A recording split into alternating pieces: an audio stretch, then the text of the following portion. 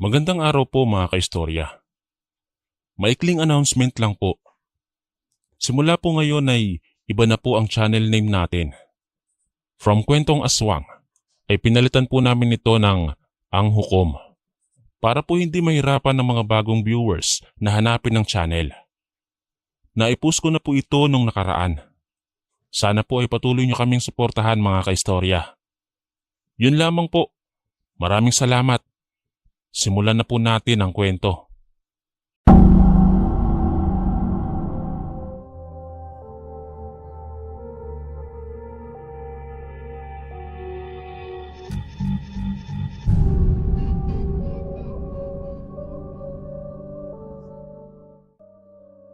Magandang araw Kuya Chris at sa lahat ng kaistorya na walang sawang nakikinig sa inyong programa. Itago na lamang ninyo ako sa pangalang Mario.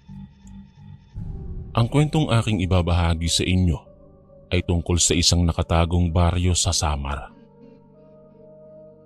Noong panahon ng aking kabataan, mahilig na mahilig talaga akong mag-adventure. Gustong-gusto kong magpunta sa mga dalampasigan, manood ng palubog na araw, maglakbay sa karagatan, mag-hiking at pagmasdan ang mga berdeng punong kahoy na hatid ng kabundukan. Para sa akin, nakakaaliw at nakakawala ng stress ang ganoong mga gawain. Kung alak at sigarilyo ang bisyo ng ibang kabataan noon, iba naman ang akin. Isang araw, habang tinatabas ko ang mga mahahabang talahib sa labas ng aming gate, ay bigla akong tinawag ni Kevin, isa sa mga kaibigan ko. "Uy, Mario, ang sipag mo ngayong umaga. Ano bang nakain mo?" Napatigil ako sa aking ginagawa pagkatapos kong marinig ang kanyang tinig. Ang aga-aga pero inaasar na naman ako ng makulit kong kaibigan. 17 taong gulang pa lamang kami nung mga panahong yon. "O Kevin, ikaw pala yan. Anong sadya mo at bakit ka naparito?" Tanong ko sa kanya. Tumatagaktak pa ang aking pawis dahil mahigit kalahating oras na akong nagtatabas ng mga talahib. "Pumunta ako rito para yayain ka na mag-camping." "Camping? Nako, saan na naman ba?" Tanong ko sa kanya. "Doon sa baryo na matagal na nating gustong puntahan," sagot ni Kevin. Mayroon kasi kaming isang baryo sa Samar na gustong-gusto naming puntahan ng mga kabarkada ko. 5 kaming magkakabarkada at kami ang palaging nagsasama-sama kahit saan man kami magpunta. Gusto ko kasi ang kanilang mga ugali at pati na rin ang kanilang mga hilig. Yung tipong palagi kaming nagtutulungan kapag may problema ang isa sa amin at hindi kami tumitigil sa kakahanap ng solusyon hanggat hindi nasosolusyonan ng problema. "O ano na Mario, sasama ka ba?" Tanong sa akin ni Kevin. "Hindi ko pa alam. Magpapaalam muna ako kay nanay." "Teka, nasaan ba si Aling Meling? Ako na magpapaalam para sa'yo. Banding natin itong magbabarkada kaya dapat lang na kumpleto tayo." Sabi pa ni Kevin. Hindi pa nga ako nakapagsalita ay pumasok na siya sa aming gate at hinanap niya si inay. Mahigit 5 taon na kaming magkaibigan ni Kevin. Kaya naman ay matagal na rin silang magkakilala ni inay. Sa katunayan ay close silang dalawa. Nagbibiruan din sila at nag-aasaran. Malaki ang tiwala ni inay kay Kevin, kaya naman pumapayag siya na gumala ako basta magkasama kami ni Kevin. "Aling Meling! Aling Meling!" Tawag ng tawag si Kevin kay inay habang naglalakad siya. Hinahanap niya kung nasaan ito. Nakita niya si inay na naglalaba kaya naman ay mabilis niya itong nilapitan. Sumunod naman ako kay Kevin. "Magandang umaga po, Aling Meling." "Magandang umaga rin sa'yo, Kevin. O ba't napadalaw ka?" Tanong ni inay sa kanya. Sinabi na ni Kevin ang kanyang pakay. Sa una, ayaw pang pumayag ni inay. Ngunit pinilit ng pinilit siya ni Kevin.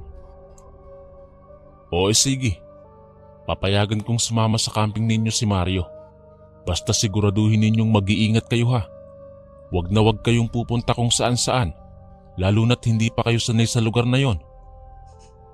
Sabi ni Nanay Meling. Natuwa naman si Kevin dahil sa sinabi nito. Oo naman po, Aling Meling. Good boy kaya kami. Mag-iingat talaga kami roon at babantayan namin itong gwapo mong anak. Baka manghanting pa ng mga chicks eh. Nakangising sagot ni Kevin. Nagtawanan sila ni inay at syempre, inasar na naman nila ako. Kapag talaga magkaharap silang dalawa, puro ako ang laman ng kanilang usapan. Madalas nila akong inaasar at binibiro. Pagkatapos mag-usap ni na Kevin at Nanay Meling, umuwi na si Kevin sapagkat maghahanda raw siya ng mga dadalhin niya sa camp. Kagaya ni Kevin, inihanda ko na rin ang mga damit na dadalhin ko. Plano namin mag-camping sa loob ng 3 araw. Kaya naman ay nag-ayos na ako dahil aalis na kami pagkatapos naming mananghalian. Alas 7 pa lang ng umaga yon, pero na-excite na akong makita ang baryong aming pupuntahan. Hindi na ako makapaghintay na magbanding doon kasama ang aking mga barkada. Nang sumapit ang alas 2 ng hapon, nagpaalam na kami sa aming mga magulang na aalis na kami. 4 kaming mga magkakabarkada na magkakasama.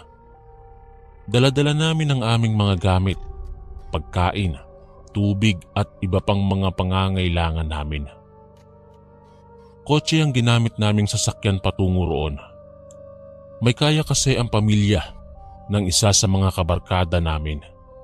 Kaya naman ay hiniram niya sa kanyang ama ang kotse para gamitin namin sa mahabang biyahe. Siya na rin ang nagmaneho dahil sanay na siya sa pagmamaneho ng kanilang kotse. Tinuruan kasi siya ng kanyang ama at yun ang dahilan kung bakit natuto siyang mag-drive ng kotse. Kabilin-bili na ng mga magulang namin na mag-iingat kami roon at wag na wag kaming gagawa ng mga bagay na ikapapahamak namin. Siyempre nangako naman kami sa aming mga magulang na magpapakabait kami at uuwing ligtas. Lumipas ang mahigit 3 oras na biyahe. Palapit na kami sa aming pupuntahan. Nakatingin ako sa paligid ng aming dinadaanan habang nasa loob kami ng kotse. Naroong nakatayo ang mga matatayog na puno ng mga mahogani. Hindi ko napigilang mabighani sa magandang lugar na yon at hindi nagtagalay nakarating na rin kami. Inihinto ni Ipoy ang kotse sa malawak na damuhan. Lagpas alas 5 na ng hapon nang dumating kami. Sa wakas, nandito na rin tayo. Sambit ni Kevin. Binuksan na namin ang kotse at saka lumabas. Naghanap kami ng magandang pwesto at doon itinayo ang aming tent. Wow! Sobrang ganda ng lugar na ito. Wika ko habang iginagala ko ang aking mga mata sa paligid. Tanaw ko ang araw na unti-unting lumulubog sa may dakong kanluran.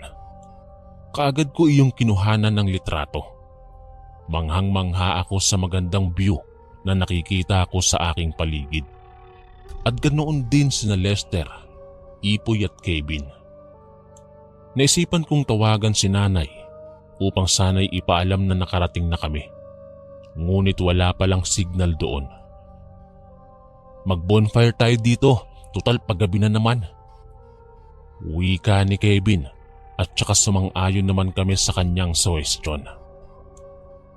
Sinimulan na namin ang pangunguha ng mga tuyong dahon, kagaya na lamang ng dahon ng saging at iba pang mga dahong naroon. Nanguha rin kami ng mga tuyong sanga ng mga kahoy at dinala iyon malapit sa kinaroroonan ng pwesto ng aming tent. Pagkatapos noon ay sinimulan na namin ang pagpapaapoy. Kumuha kami ng mga dala naming malalaking chichirya at saka umupo malapit sa kinaroroonan ng apoy. Masarap sa pakiramdam ang init na hatid ng apoy, lalo na't medyo malamig sa lugar na yun. Tama lamang ang aming desisyon na mag-bonfire. Sa pagdaan ng maraming minuto, tuluyan ng lumubog ang araw. Naging madilim ang buong paligid. Ngunit hindi nagtagal ay lumitaw rin ang napakabilog na buwan. Kitang-kita namin ang nakangiting buwan sa kalawakan nang tumingala kami. Sobrang ganda ng buwan. Sambit ko na kaagad naman nilang sinang-ayunan. Ang buwan ang siyang nagsilbi naming tanglaw nung gabing yon. Kain lamang kami ng kain habang nagkukwentuhan. Tuwang-tuwa kaming apat dahil nakapag-banding din kami sa baryong yon. Pasok na tayo sa loob ng tent. Yaya ni Lester sa amin. Tapos na kaming kumain at nagpapatunaw na lang. Mamaya na lang tol, nag-e-enjoy pa kami rito sa labas. Sagot naman ni Ipoy sa kanya. 8:00 na siguro yon ng gabi. Unti-unti na rin nauupos ang apoy dahil naubos na ang mga kinuha naming kahoy. Nang tuluyang maupos ang apoy, ay tumungo na kami sa loob ng tent at saka humiga. Nasa gilid ako at katabi ko si Kevin. Maya-maya, nagpaalam si Ipoy na iihi muna siya. 3 na lamang kami ni na Kevin at Lester ang natira sa loob ng tent. Nagtatawanan pa kami at nag-aasaran kung saan-saan na umabot ang topic ng aming usapan. Teka, bakit hindi pa rin nakakabalik si Ipoy? Kanina pang lumabas yun ah. Wika ni Lester. Oo nga, ilang minuto nang nakalipas pero hindi pa rin siya bumabalik. Grabe namang karami ang ihi ng lalaking yon. Sabi ko naman at sabay kaming humagalpak ng tawa. Hinintay namin ang hinintay na makabalik si Ipoy. Mahigit kalahating oras na ang iginugol ng aming paghihintay. Subalit hindi pa rin nakabalik si Ipoy. Nag-aalala na kami baka kung napaano na siya. Tinatawag namin siya habang nasa loob kami ng tent at ilang beses kaming tawag ng tawag sa kanya. Ngunit walang Ipoy na sumagot. Walang Ipoy ang dumating.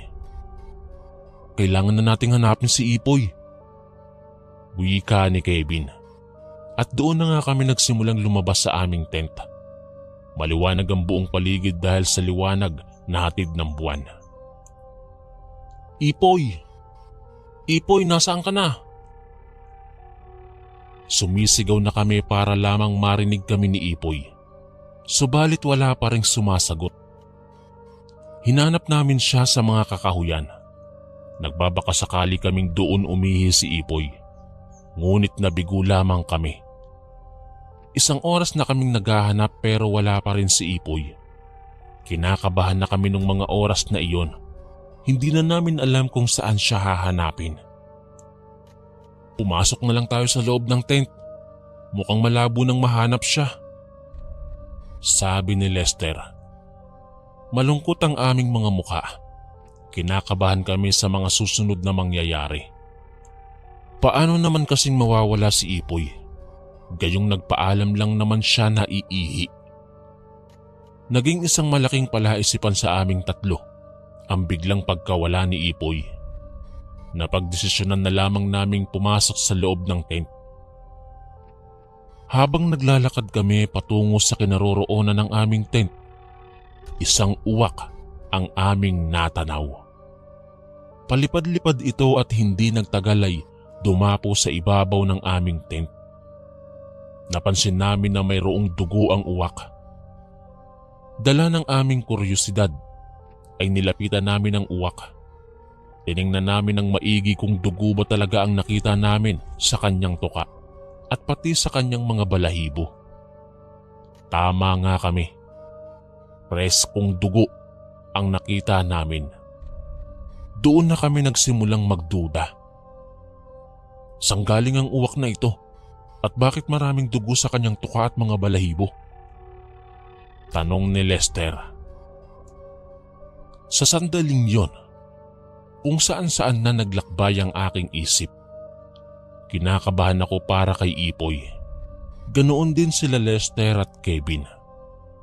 Panay isip sila kung ano na ang nangyayari sa isang kaibigan naming nawawala. Lumipas ang ilang minuto. Lumipad na ang uwak palayo sa aming tent.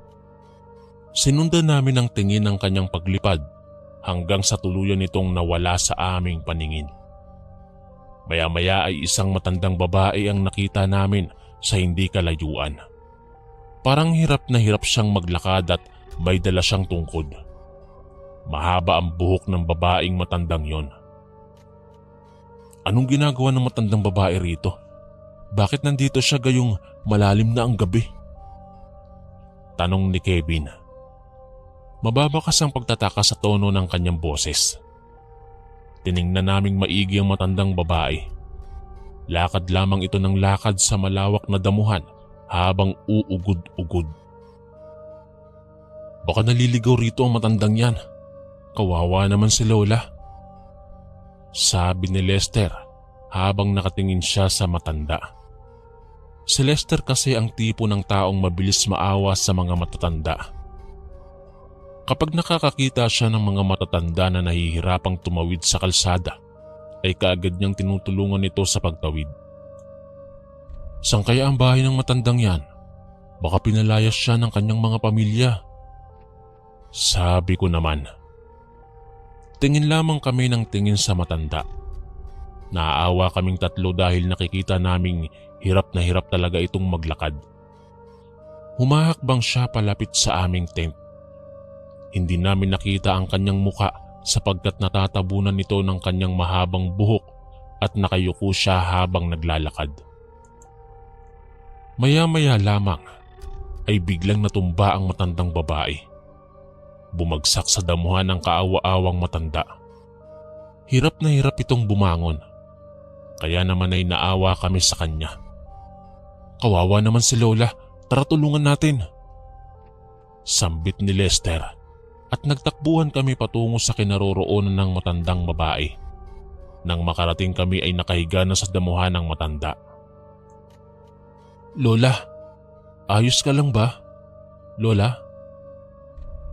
Tanong ni Lester sa kanya habang marahang niyuyugyug niya ang balikat ng matanda. Akmang aalalayan na sana namin ang matanda patayo nang bigla itong bumangon at humarap sa amin. Napasigaw si Lester ng aswang nang tumambad sa amin ang pangit na mukha ng matandang babae. Mapupula ang kanyang mga mata na parang nagbabaga. Matutulis ang kanyang mga kuko at mahahaba ang kanyang mga pangil. Ang inakala naming matandang kaawa-awa ay isa palang agresibong aswang. Pakana niya lang pala yun para mahulog kami sa kanyang patibong. Napaatras kaming tatlo nang biglang tumayo ang matandang aswang at kinuha ang kanyang tungkod. Bigla niyang hinampas si Lester at tumama sa binti nito. Ikinatumba ni Lester ang pangyayaring yon. Samantalang kami naman ni Kevin ay takot na takot. Humalakhak pa ang matanda at saka muling hinampas si Lester. Nagsusumigaw si Lester sa sobrang sakit. Kita ko ang pagdanak ng kanyang dugo nang kagatin ng matandang babae ang leeg ni Lester. Gusto naming iligtas si Lester, ngunit wala kaming mga armas. Wala kaming laban sa matandang yon. Sa sobrang takot namin ni Kevin, ay kumaripas kami ng takbo. Nangingilid ang luha sa aking mga mata habang binabagtas namin ang daan palayo sa kinaroroonan nila Lester at ng matandang aswang. Kailangan na nating umalis sa lugar na ito. Sambit ko habang tumatakbo kami ni Kevin. Tumungo kami sa kinaroroonan ng kotse ni Lester at mabilis na pumasok. Tangkas sana naming tumakas sakay ng kotse, subalit hindi namin makita ang susi. Paano tayo makakaalis nito? Wala namang susi. Sambit ni Kevin habang kinakabahan. Hinanap niya sa upuan ng kotse ang susi, samantalang ako naman ay patingin-tingin sa labas. Maya-maya, nakita kong nasa labas na ng kotse ang matandang aswang. Nakatayo siya malapit sa pwesto ni Kevin. Kevin, tumingin ka sa gilid mo. Bulong ko sa kanya. Nang lumingon si Kevin, natanaw niya sa labas ng kotse ang aswang. Pinaghahampas pa nito ang kotse gamit ang daladala niyang tungkod. Takot na takot kami ni Kevin sa mga sandaling yon. Kailangan na nating lumabas. Sambit ko kay Kevin. Nauna na akong lumabas sa kotse at susunod na sana si Kevin nang biglang nabasag ang bintana ng kotse dahil sa malakas na paghampas ng matanda. Hinigit niya si Kevin palabas sa kotse, samantalang ako naman ay todo takbo. Hindi ko alam kung saan ako pupunta ng mga oras na yon. Nangangatog ang aking mga tuhod at naninindig ang aking mga balahibo. Umiiyak na ako dahil sa sobrang takot. Hindi ko akalaing mapanganib pala ang baryong aming pinuntahan. Takbo lamang ako ng takbo habang patuloy sa pagdaloy ang aking mga luha. Naaawa ako sa sinapit ng mga kaibigan ko. Kung kaya ko lang nailigtas sila, gagawin ko. Ngunit wala akong ibang magagawa kundi ay ang unahin ang sarili ko. Natatakot ako na baka ay maabutan ako ng aswang. Naisipan kong magtago sa malaking punong kahoy. Palihim kong sinilip ang kinaroroonan ng kotse. Gusto kong alamin kung ano na ang nangyari kay Kevin. Kaya naman ay nilakasan ko ang aking loob sa pagsilip. Sobrang sakit ng aking dibdib nang makita ko si Kevin. Sumisigaw siya sa damuhan habang hinihigit siya ng aswang. Hindi ko alam kung saan dadalhin ng aswang ang aking kaibigan. Naawa ako sa kalagayan nito at mas lalo lang akong nasasaktan sa tuwing naririnig ko ang sigaw ni Kevin. Sigaw na humihingi ng saklolo. Ngunit anong magagawa ko? Dapat ko bang isugal ang buhay ko para iligtas ang kaibigan ko? Kahit ganoon na ang sinapit ni Kevin, hindi sumagi sa isip ko na tulungan siya. Dahil kapag ginawa ko yon, batid kong hindi lang si Kevin ang mabibiktima, kundi pati na rin ako. Habang hinihigit ng matandang aswang si Kevin, iginagala niya rin ang kanyang mga mata sa paligid. Para bang hinahanap niya ako. Kinabahan ako dahil baka makita niya ako, kaya naman ay ginalingan ko ang pagtago. Lumipat ako ng pwesto upang masiguradong ligtas ako. Dahan-dahan akong gumapang patungo sa makakapal na mga talahib. Kahit magkasugat-sugat na ang aking katawan sa kagagapang, ay hindi pa rin ako tumigil. Muntik pa akong mapasigaw nang makita ko sa gilid ng talahiban ng bangkay ni Ipoy.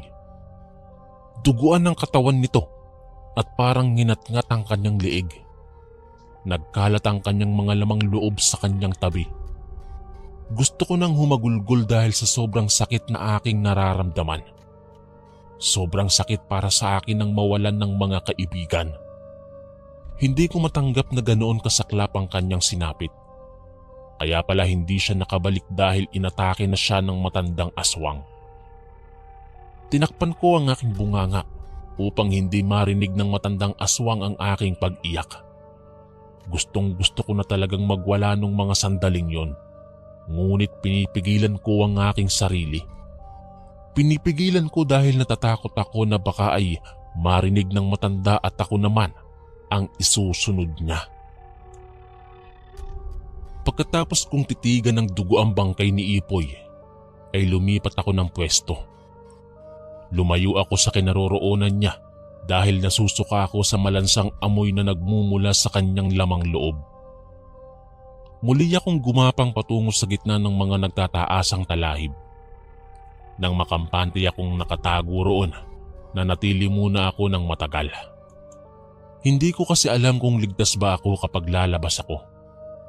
Pakiramdam ko ay nagmamasid ang matandang aswang sa paligid. Alam niyang buhay pa ako at malakas ang aking kutob na hindi niya ako titigilan hanggat hindi niya ako nahahanap. Maya-maya ay bigla akong nakarinig ng mga yapak. Ang mga yapak na iyon ay nasundan ng nasundan at habang tumatagal ay palapit ng palapit sa talahiban. Nilakasan ko ang aking loob. Inihanda ko ang aking sarili. Nakahanda na akong kumaripas ng takbo kung sakaling makita niya man ako. Sa paglipas ng ilang segundo, ang mga yapak na iyon ay dumulog malapit sa kinaroroonan ng bangkay ni Ipoy. Medyo malapit lamang iyon sa pwestong pinagtataguan ko. Iniwasan ko ang lumikha ng kahit anong ingay at tinakpan ko ang aking bibig. Sinilip ko ang pwestong kinaroroonan ni Ipoy. Subalit naging maingat ako sa aking mga kilos. Tiniyak kong hindi ako mapapansin ng matandang aswang. Nang silipin ko ang kinaroroonan ni Ipoy, natanaw ko ang matandang aswang. Nakatayo ito at inililibot niya ang kanyang mga tingin. Alam kong ako ang kanyang hinahanap. At mabuti na lamang, hindi niya ako nakita. Maya-maya, yumuko na ang aswang at saka hinigit niya ang bangkay ni Ipoy. Naglakad siya palayo habang daladala ang bangkay ng aking kaibigan. Laking pasasalamat ko dahil umalis na ang matandang aswang. Nung mga sandaling yon, hindi ko alam kung saan niya dinala ang bangkay ni Ipoy. Hindi na muna ako lumabas sa aking pinagtataguan dahil gusto kong matiyak na ligtas talaga ako kapag lumabas na ako. Lumipas ang mahigit 1 oras. Naging kampante na ako. Napagpasyahan kong lumabas na sa aking pinagtataguan. Batid kong wala na roon ang matandang aswang. Bumalik ako sa kinaroroonan ng aming tent upang hanapin ang susi. Gusto kong makaalis na sa lugar na yon. Habang tinatahak po ang damuhan pabalik sa aming tent, muling nanariwa sa aking isipan kung paano pinatay ng matandang aswang si Lester. Kung paano niya hinigit si Kevin at maging ang karumal-dumal na sinapit ni Ipoy.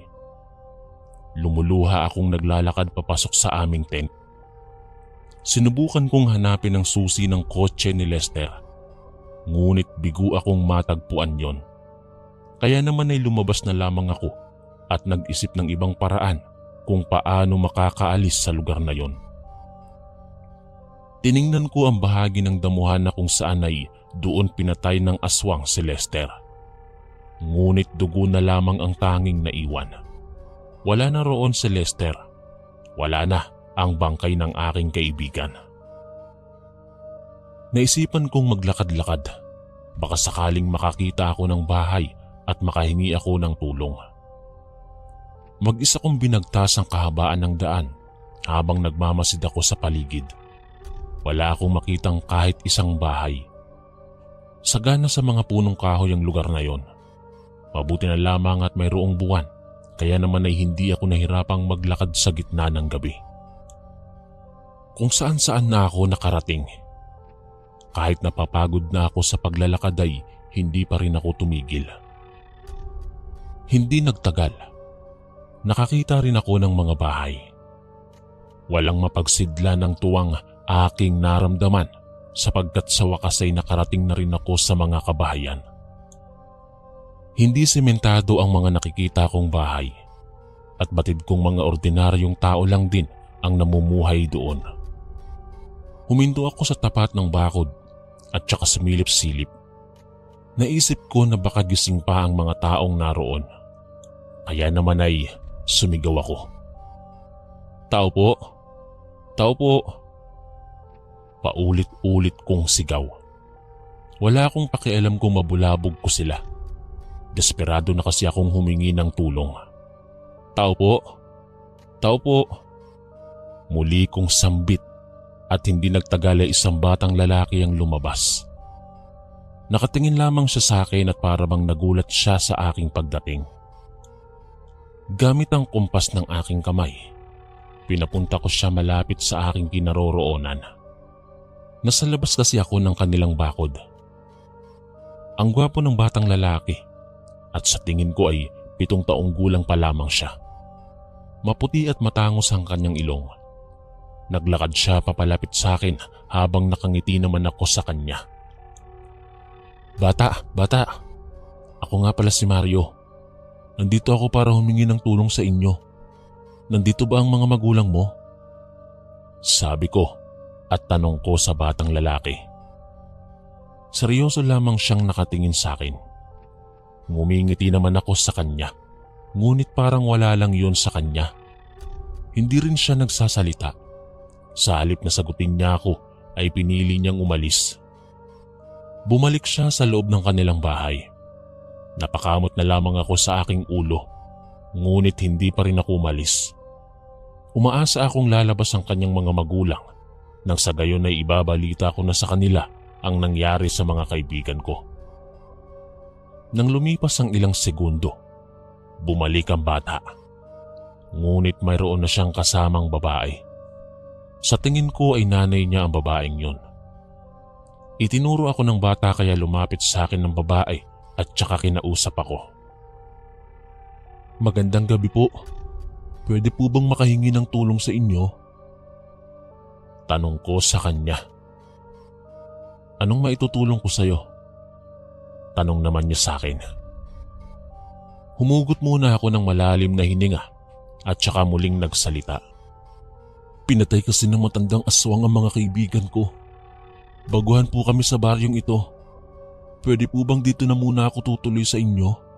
Baka po alam niyo rin kung sino ang aswang sa lugar na ito. Gusto ko po kasing ipaabot sa mga kapulisan ang nangyari. Wika ko sa babae. Halika sa loob. Sabi naman niya sa akin at saka pinapasok niya ako sa kanilang bakod. Laking pasasalamat ko sapagkat mayroon na akong matutuluyan. Inakala kong mabait sila. Ngunit nang makarating ako malapit sa loob ng kanilang bahay, parang tumigil ang aking mundo dahil sa nakita ko. Tumambad sa aking paningin ang kaawa-awang mukha ni Kevin. Nakagapos sa niyog ang kanyang katawan at nagsusumigaw siya nang makita niya ako. Humihingi ng tulong ang kaibigan kong walang kalaban-laban. Sa tabi ng malaking kawa ay naroong nakapwesto ang bangkay nila Lester at Ipoy. Gulat na gulat ako sa aking nakita. Ang sayang aking naramdaman ay biglang napawi. Napalitan iyon ng takot at pagkataranta. Lalo na nung nasilayan ko ang matandang aswang na nagsisibak ng kahoy malapit sa malaking kawa na may lamang tubig. Doon ko napagtanto na mga aswang ang lahat ng mga naninirahan doon. Nang makita ako ng matandang aswang, ay kaagad akong pumaripas ng takbo. Nakita ko pang hinabol niya ako habang daladala ang kanyang itak. Binilisan ko ang aking paghakbang. Dumaan ako sa maraming mga pananim nang sa ganun ay hindi niya ako kaagad na makita. Takbo lamang ako ng takbo kahit humihingal na ako dahil sa sobrang pagod. Malayo na ang aking narating at hindi ko na nakita ang matandang aswang. Hindi niya na siguro ako nakita kaya hindi niya ako nasundan. Mas binilisan ko pa ang pagtakbo hanggang sa sobrang layo na ng aking narating. Natagpuan ko na lamang ang aking sarili na nasa gilid ng kalsada. Marami na akong mga sugat sa katawan. Ngunit pinilit kong hindi indahin ang sakit na aking nararamdaman. Hindi nagtagal ay may dumaang sasakyan. Kagad akong nagpara at nakiusap na pasakayin ako. Naawa naman sa akin ng mamang driver. Ikinuwento ko sa kanya ang lahat ng nangyari at ayon pa sa driver, delikado raw ang baryong aming pinuntahan dahil marami na ang nabiktima sa lugar na yun. Mga aswang daw kasi ang naninirahan at ni isa ay walang naglakas ng loob na kalabanin ng baryong iyon. At ang tawag daw sa baryong iyon ay ang pinakadelikadong baryo dito sa Samar. Mula noon ay hindi na nakauwi ang mga kaibigan ko. Patunay na patay na talaga sila. Maswerte ako dahil nakauwi ako ng buhay. Hanggang ngayon, nalulungkot pa rin ako sa tuwing naaalala ko ang nangyari sa amin sa pinakadelikadong baryong iyon dito sa Samar. Hanggang dito na lamang po. Muli, ako po si Mario, ang inyong kaistorya.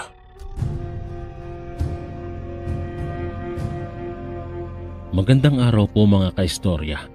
Bago ko po simulan ang ating kwento, ay may natuklasan po akong matandang kasabihan.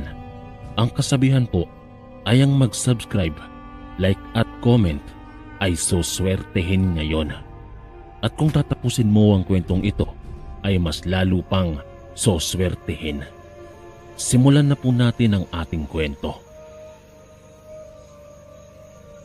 Isang mapagpalang araw po Kuya Chris at sa lahat ng inyong taga-subaybay sa programa niyong ito. Ako po si Mariabel, hindi ko po tunay na pangalan. May nais po akong ibahaging kwento sa inyo na hango sa tunay kong karanasan.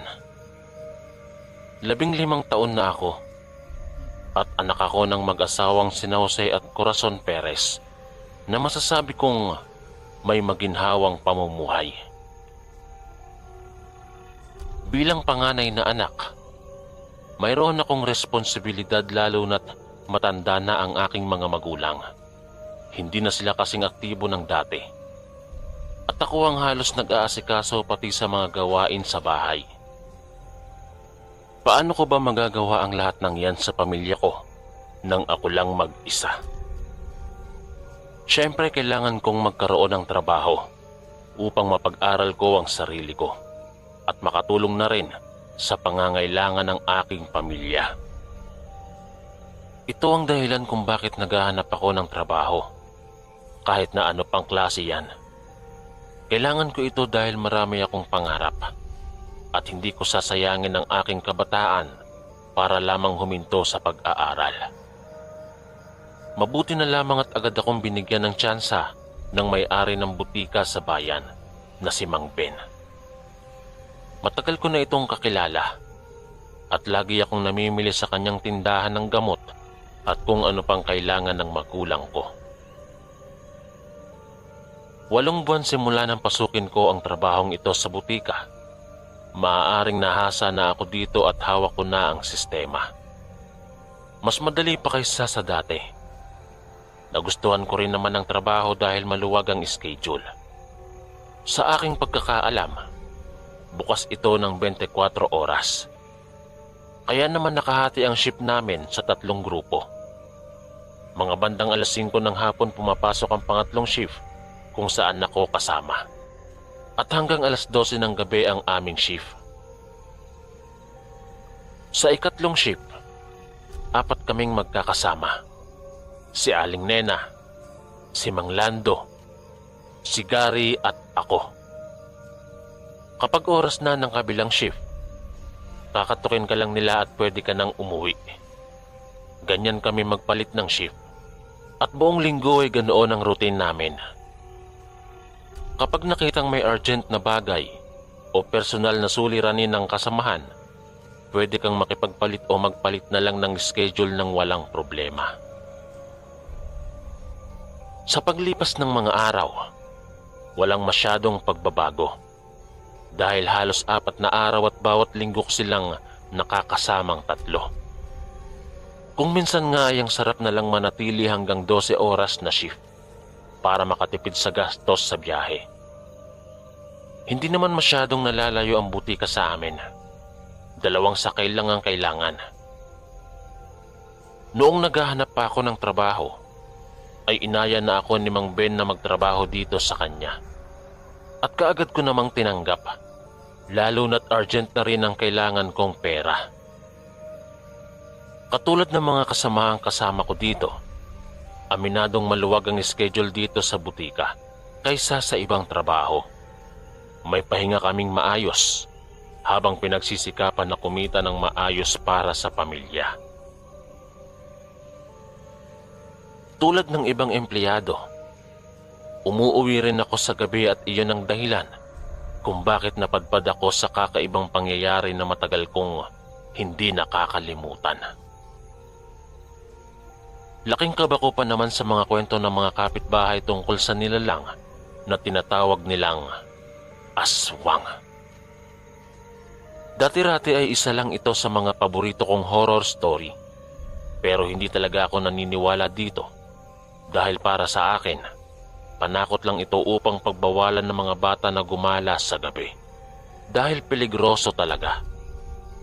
Subalit habang tumatanda ako, unti-unting nalalaman ko ang kakaibang kwento ng ating lipunan ukol sa makamundong nilalang na ito. Totoo ba ang mga balibalitang aswang? Hindi mo malalaman hanggat hindi mo mismo mararanasan. Maliban sa mga aswang o mangkukulam na tinutukoy ng iba sa baryo, usap-usapan din ang tungkol sa dambuhalang isda na makikita sa ilog ng katabing probinsya. Harmless naman daw ito at hindi nanggugutay ng mga tao ayon na rin sa mga nakakakita. Maraming hindi maipaliwanag na bagay na hindi alam ng karaniwang tao sa makamundong nilalang, misteryosong hayop o anumang bagay na lumalabas sa normal na pananaw ng isang tao. Pero ano pa man ang suliranin o kwentong umaaligid sa amin ngayon, ang mahalaga ay ang kaligtasan at kapakanan ng pamilya at kaibigan. Sinasabi ko itong lahat sa konteksto na may mga nakakatakot man. Umaasa ako na hinding-hindi ko ma-encounter yon sa aking pamumuhay. Ang mahalaga ay hindi mawalan ng pag-asa sa kabila ng maraming paghihirap na dumarating sa buhay. Maraming rason para lumaban sa kahirapan ang pamilya. Mga pangarap o ang pagnanais na mabuhay ng maayos sa hinaharap. Gaya ng nasabi ko kanina, 2 sakay ang kailangan kong gawin mula sa pharmacy hanggang sa amin. Minsan nga ay naglalakad na lang ako kung trip kong mag-ehersisyo.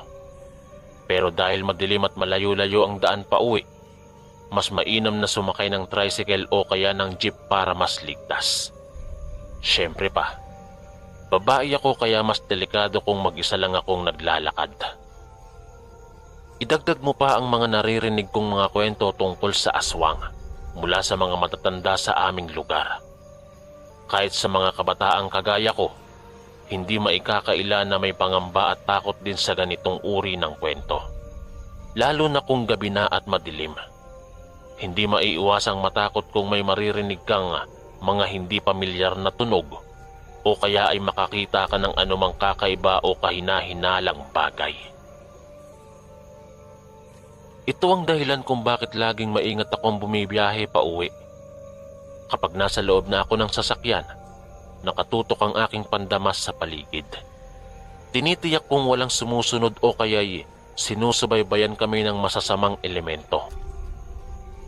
Minsan napapaisip din ako, paano kung totoo ngang may mga nilalang na tulad nila? Hindi natin alam, pero posible nga namang mayroon talaga. Isang gabi, mga bandang 10:30, tapos na ang shift ko. Kasabay ng 2 katrabaho ko, sabay-sabay kaming umuwi. Buti na lang at madaling makasakay ng jeep papuntang bayan kung saan sasakay ulit ng jeep. Habang nasa biyahe, napansin ko ang 2 lalaking nakaupo sa harapan naming magkakasama. Simulat sa pool na sumakay kami, hanggang sa mismong pagbaba namin, nakatingin sila sa amin ng matagal na panahon. Hindi sila nagsasalita, subalit kitang-kita ko sa peripheral vision ko na nakatingin sila sa aming 3. Hindi ko na lang pinansin at inisip ko na lang na baka mga lasinggero lang yon na walang magawa kundi ang mang-okray na mga dumadaang babae. Subalit kahit papaano, ay may kutob akong may mali. Sinubukan kong hindi magpakita ng takot o kaba. Tiningnan ko lang din sila sandali, pero agad ko ding iniwas ang aking tingin. Mabuti na lang din at nakarating na kami sa bayan kung saan madaming tao. Doon kami naghiwa-hiwalay ng landas ng aking mga kasamahan. Sasakay na sila ng ibang jeep, habang ako naman ay naghahanap ng masasakyang jeep pauwi sa amin. Habang naghihintay ako ng jeep sa terminal, bigla kong naalala ang sinabi sa akin ni Aling Melchora noong umaga, ang kapitbahay naming matanda na. Bago ako umalis patungong trabaho, nakasalubong ko siya sa labas ng bahay habang nagwawalis sa bakuran. Tinawag niya ako sandali at sinabing, Mariabel, mag-iingat ka ha. Narinig ko sa mga kawit-bahay na may nakitang yanggaw sa tabing ilog kagabi. Halos lahat ng hayop doon ay pinatay at sinipsip ang dugo. Delikado yan paggabi na. Baka makasalubong mo pa. Sa totoo lang, hindi ako masyadong napapraning doon. Sanay na akong marinig ang mga kwento ni Aling Melchora tungkol sa kung ano-ano. Mabait naman siya, pero medyo mahilig sa tsismis at sa mga kwentong barbero. Kaya hindi ko masyadong pinansin ang sinabi niya at pumasok na lang ako sa trabaho. Subalit habang naghihintay ako ng masasakyang jeep, biglang bumalik sa isip ko ang sinabi ni Aling Melchora. Kinakabahan ako sandali pero agad din naman itong nawawala. Bahala na, sabi ko sa sarili. Basta, mag-iingat na lang ako. Dagdag ko pa. Maya-maya pa, dumating na ang hinihintay kong jeep. Puno ito ng mga pasahero pero nakasiksik pa rin ako sa loob. Mabuti na nga lang at malapit lang ang bahay namin, kaya hindi gaanong matagal ang biyahe. Nang malapit na kami sa tapat ng bahay, bigla akong napaisip na sa halip na bumaba sa dati kong babaan, nagpababa na lang ako sa mas malayong bahagi para may pagkakataon akong maglakad pa uwi. Narealize ko kasi na matagal ko nang hindi nagagawa yon dahil lagi akong pagod pagkatapos ng trabaho. Gusto ko lang din mag-ehersisyo sandali para ma-relax ang katawan at isipan ko. Laking pasasalamat ko na walang masyadong tao sa daan papunta sa amin. Tahimik at tila ba ang peaceful ng paligid. Habang naglalakad pa uwi, naalala ko bigla ang kwento ni Aling Melchora tungkol sa yanggaw na agad ko namang inalis sa isip ko dahil ayaw kong makaramdam ng takot habang naglalakad mag-isa. Pero sa kabila nun, may kutob akong may sumusunod sa akin. Hindi ko maipaliwanag pero ramdam na ramdam ko talaga. Sinubukan kong lumingon ng marahan para hindi halata. Pero wala naman akong nakitang kakaiba. Naisip kong baka imagination ko lang yon dahil sa mga narinig kong kwento kanina. Kaya naman ay ipinagpatuloy ko na lang ang paglalakad. Maya-maya pa, naramdaman ko ulit na may humahabol sa akin. Kaya ngayon ay mas matindi ang kabang nararamdaman ko kaysa kanina. Tumakbo na ako ng mabilis habang paulit-ulit na tumitingin sa likod ko. Wala pa rin naman akong nakikita pero bakit ang lakas ng kaba ng dibdib ko? Parang may pumipigil sa puso ko na huminto dahil sa kabang nararamdaman ko. Bigla akong napahinto nang may marinig akong kaluskos mula sa mataas na damo sa tabi ng daan. Tila ba may dumadaan o kumikilos doon. Pero dahil madilim, hindi ko makita ng malinaw kung ano o sino yon. Tuluyan na akong kinabahan nang marinig kong may kumakahol na aso sa malayo.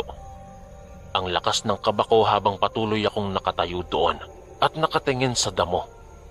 Maya-maya pa, may nakita akong dadaang tricycle. Kaya agad akong sumenyas dito para makisabay. Mabuti na lang at pumayag ang driver na isabay ako. Habang nasa loob ako ng tricycle, nakahinga naman ako ng maluwag.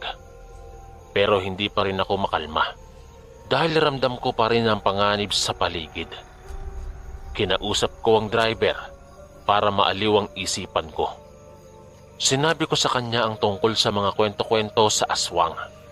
Pati na rin ang nararamdaman kong parang may sumusunod sa akin kanina habang naglalakad. Natahimik sandali ang driver bago nagsalita. Alam mo ba, marami na akong naririnig na ganyang kwento dito sa atin. Huwag ka sanang matatakot Pero tama siguro ang kutob mo kanina. Maraming hindi pa natutuklas ang nilalang sa mundo. Kaya dapat mag-ingat talaga. Doon ko lang napagtanto na hindi lang pala ako ang nag-iisang nakakaramdam ng ganoon. May katotohanan siguro sa likod ng lahat ng kwento tungkol sa mga misteryosong nilalang.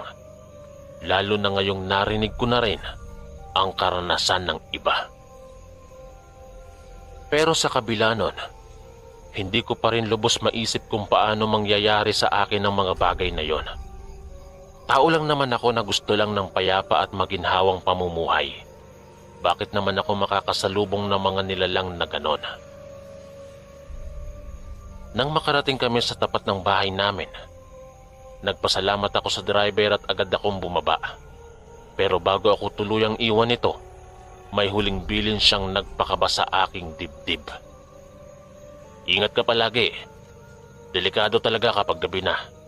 Maraming nangyayaring hindi natin naiintindihan, ni hindi nga natin nakikita.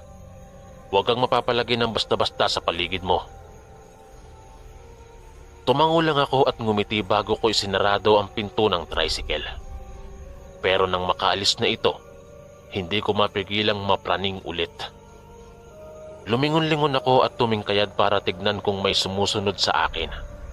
Mabuti na lang at nakarating agad ako sa bahay ng ligtas.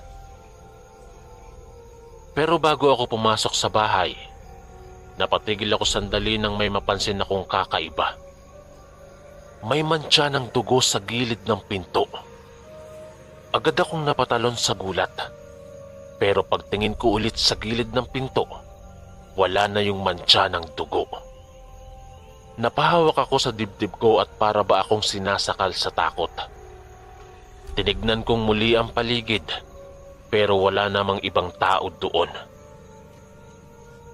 Dali-dali akong pumasok sa bahay at agad na kumatok sa silid ng magulang ko. Gising pa pala sila dahil nanonood sila ng TV. Nang pagbuksan ako ni tatay ng pinto, napaupo ako sa pagod at takot. Agad niyang napansin ang itsura ko.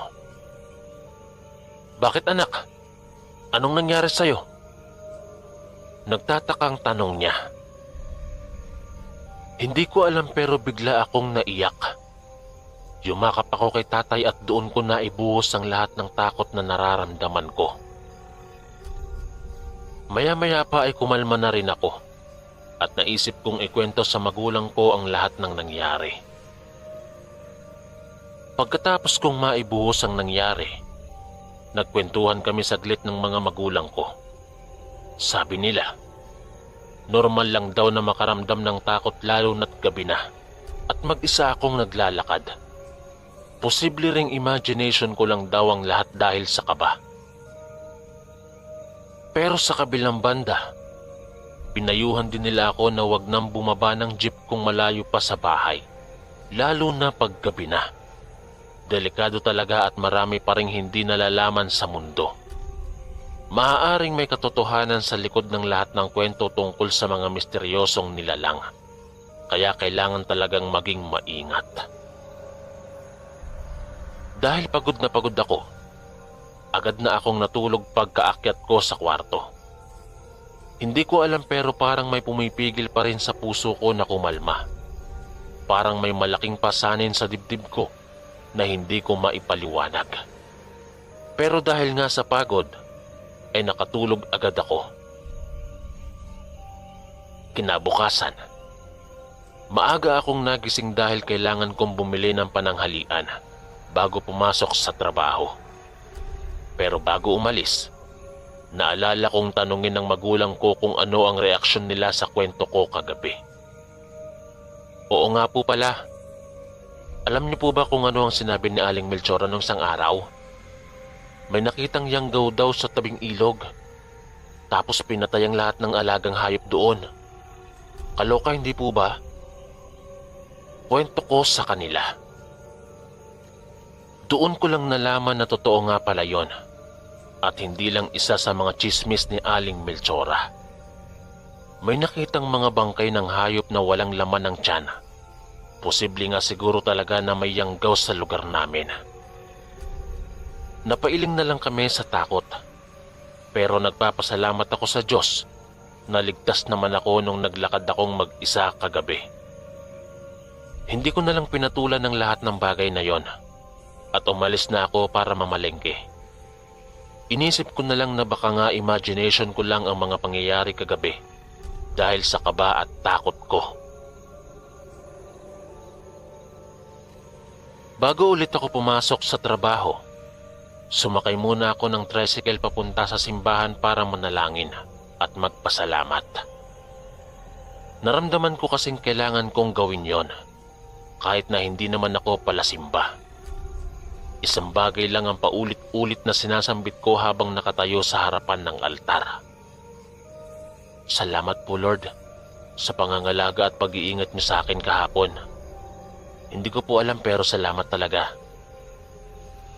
Yun lang at yun lang din ang sinasabi ko ng paulit-ulit. Parang gusto kong maibuhos lahat ng pasasalamat sa poong may kapal dahil ligtas nga ako. Pagkasimba, dumiretso kagad ako sa pharmacy para pumasok sa trabaho. Nagulat na lang ako nang pagdating ko roon ay may bagong empleyado pala. Nakita kong nakikipagkwentuhan si Gary sa isang binata na mukhang kaedad ko lang. Mariabel, halika rito. Ito pala si Jonas. Bagong empleyado ngayon dito. Galing din siya sa lugar nyo. Wika ni Gary. Napatingin naman ako kay Jonas na nakangiti habang may pagkaway pa sa akin. Hello, taga-saan ka banda sa amin? Tanong ko dito habang nakangiti. Taga-kabila po, dun sa may tabing ilog. Maikling sagot ni Jonas. Bigla akong napatigil sa sinabi niya. Kapitbahay pala niya ang lugar kung saan nakita ang mga pinatay na hayop dahil sa yanggaw. Napatingin ako sa kanya ng matagal na para bang gusto kong makakuha ng sagot kung alam din ba niya yon. Ngumiti lang ulit siya sa akin bago humarap kay Mang Ben para asikasuhin ang mga dokumento niya bilang bagong empleyado. Samantalang ako naman ay dumiretso na sa counter para simulan ang trabaho ko. Sa kaibuturan ng puso ko, hindi ko maiwasang mag-alala tungkol sa sinabi niyang taga-tabing ilog siya. Paanong nakaligtas siya kung nandoon nga ang napag-uusapang yanggaw? At kung sakaling gabi-gabi siyang dumadaan sa mapanganib na lugar na yon, paano niya nagagawang manatiling buhay? Maraming tanong ang pumasok sa utak ko, pero agad kong pinigilan. Ayaw kong mag-assume o humusga ng basta-basta na lang, lalo na't magiging kaibigan ko si Jonas bilang katrabaho. Pero sa tuwing naaalala ko ang lahat ng pangyayari, hindi ko talaga maiwasang magkaroon ng agam-agam sa bagong empleyado sa pharmacy. Simula nang makilala ko si Jonas, hindi ko maitatanggi na mayroon akong hindi magandang pakiramdam sa kanya. Hindi ko alam pero parang may mali. O baka nga imagination ko lang dahil sa lahat ng pangyayari recently. Gusto ko sanang alisin sa isip ko ang mga agam-agam, pero hindi ko magawa. Pero upang maging patas, sinubukan kong lalong makipagkaibigan kay Jonas sa tuwing nasa trabaho kami. Nalaman kong mabait naman pala itong tao, tahimik at masipag na katrabaho, pero may malaking tanong pa rin na hindi mawala sa utak ko. Paano niya kaya nilalakasan ng loob niya na dumaan gabi-gabi sa mapanganib na lugar? Isang araw, Habang hinihintay na mag-print si Mang Ben ng ilang resibo, napagtripan kong tanungin si Jonas. Musta pala sa inyo? Delikado bang dumaan doon sa may tabing ilog, lalo na kapag gabi na? Napalunok si Jonas at tumingin sa akin ng matagal bago sumagot. Okay naman. Depende na rin kasi minsan may mga naiiwan na basura doon na pwedeng maka-attract sa mga ahas, kaya delikado talaga. Pero kung madilim na, hindi na talaga ako doon dumadaan. Bakit? Natatakot ka bang mag-isa? Pabirong tanong ko ulit habang nakangiti. Pero bigla siyang napatigil at nakatingin lang sa sahig. Maya-maya pa ay ngumiti ulit siya. Siyempre naman, marami talagang hindi naiintindihan at hindi nakikita sa gabi, kaya iwasan na lang. Tumango na lang ako pero habang papalayo si Jonas, ramdam kong may tinatago ito sa matagal ko nang hinala. Hindi ko alam kung dahil ba ito sa pagkapraning ko o naghahanap lang talaga ako ng masisisi. Naguguluhan na ako sa mga nararamdaman ko. Gusto ko sanang kalimutan na lang ang lahat ng bagay na nakakapagpapraning sa akin.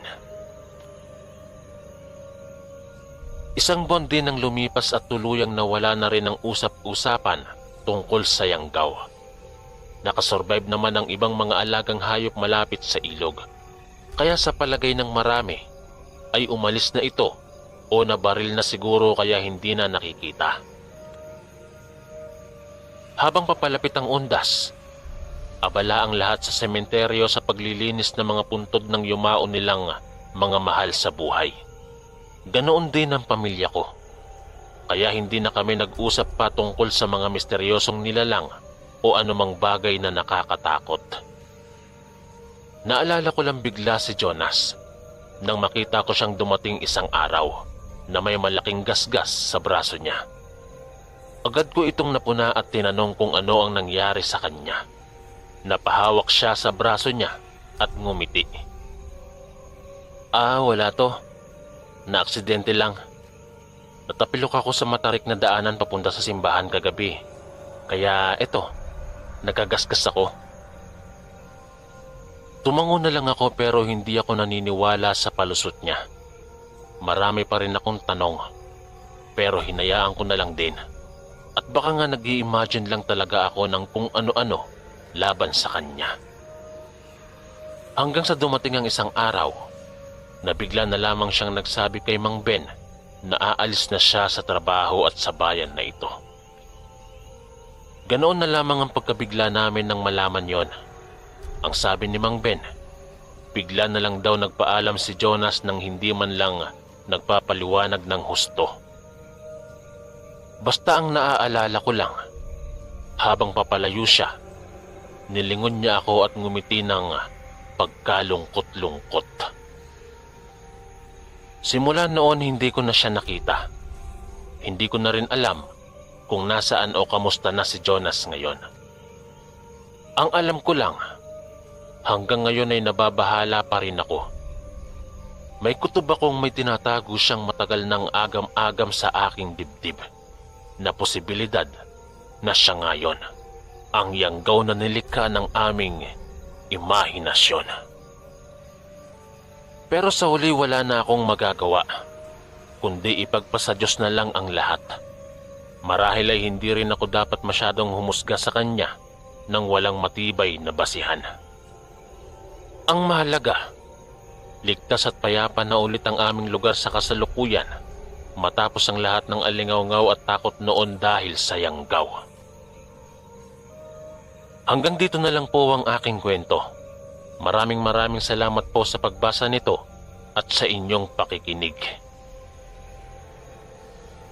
Maraming salamat po mga kaistorya sa pakikinig. At kita-kits po ulit bukas para sa isa na namang nakakatakot na kwento. Ito po si Kuya Chris, ang inyong kaistorya. God bless po at ingat po lagi.